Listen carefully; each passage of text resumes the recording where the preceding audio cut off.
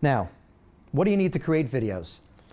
Don't necessarily need a video camera, but you do need some sort of device. And the camera will be the one we talk about the most. I'll give you all sorts of different cameras that you can use. You can even be creating, as I was speaking with someone earlier, you could actually be creating videos with still photographs and just turning those into a video by combining them in software. There's software on a mobile device called Ripple. I don't know if anyone's using that. This is basically a piece of software that allows you to take your photos and your video that are on your smartphone, add some really nice transitions, add text, really kind of amp up the production value of your content. I know of a real estate agency who uses this content to share all of the videos for their real estate properties. I think it's a powerful option for you. When you get this deck, you'll have the hyperlink to that mobile app. And if you don't want to use your phone, there are apps that, or software that you can use online. Promo is a really popular one. You've probably seen their ads on Facebook.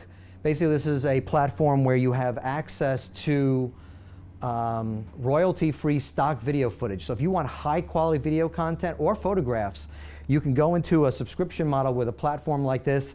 I forget what their price point is. Maybe it's $50 a month, something like that. And you can start creating video content without actually ever taking a picture, without ever shooting a piece of video content, just using their app, add some music that they have in there, add some text, and you can now get basically professional quality without investing in a professional. So certainly look at those. The other ones that I mentioned there are kind of websites where you can load your content and kind of make like a montage, if you would, combine text with imagery. And then finally, if you're shooting video with some sort of video camera, whether it's a smartphone or a digital SLR or a camcorder, you're going to have to deal with some editing software at some point. Most of the PCs and Macs today come with some basic editing software, so you can do that. That's free. So you've got a free camera, you've got free editing software, but you do want to edit your footage when possible because everyone has a certain attention span. So you want to be as concise with your message as possible. Adobe Premiere has a subscription model where you can pay on a monthly basis.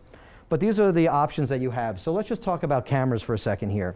These are the different options you have with cameras. I'm sure someone in your organization has one or more of these. These are all workable tools. The computer, which I listed there, is really more if you're doing screen sharing, or you can use the camera to share some content in front of the computer. Really, the other ones are the strongest ones. I'm not the biggest fan of the GoPro, but you all have a smartphone, so I would start there. Now, let's talk about some tips if you're using your smartphone to shoot video. So, first of all, smartphones are pretty much automatic. You now have some abilities where you can control the exposure, but you want to choose locations that are well lit but evenly lit. If you have really bright and really dark, the phones have a hard time deciding how to set the exposure, and either someone will be really dark or they'll be completely overexposed. So when you're using a smartphone, definitely try to choose a smart location. You want to keep the phone still. I'm going to talk about camera support in a few minutes, but you don't want to be having that shaky cam look with your smartphone. Also, please, this is an important one. The younger generation doesn't follow this methodology, but shoot this way. Eventually, it will go this way. This is where we're all going, but in terms of our TVs, our screens on our computers, social media, most of the social media platforms other than Instagram, content is consumed this way. If you're specifically making content for Instagram, then it's a different conversation, but most of the case you should be shooting with your smartphone horizontally. Use an external audio source when possible.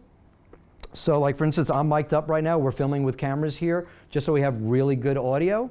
You want to be using an external audio source. If you're in a quiet space with your smartphone, in some instances you can get away without using a microphone, but if you can, and I'll talk about some different options for audio devices in a minute, but have external audio. And make sure that you put your phone into either do not disturb or airplane mode. The last thing you want to do while you're filming is the phone rings, problem, you get a text message, you get emails showing up on the screen, it makes it really hard to work. So make sure you turn that off. Also make sure you wipe the lens because it gets a little oily and you can see a big difference in the quality of the imagery without doing that. And make sure you don't get out there and then you start filming and realize you have no space on your phone. So make sure you have some free space there. And lastly, you want to lock the exposure. When these smartphones are used, they're constantly trying to give you the best exposure. And if you have a white shirt, let's say, for example, and you're moving around the frame, it's constantly going to be tweaking the exposure ever so slightly. And when you watch the video, the background is going to be flickering. So if you don't know how to do that on your phone, afterwards I'll show you how to do that. But just lock the exposure.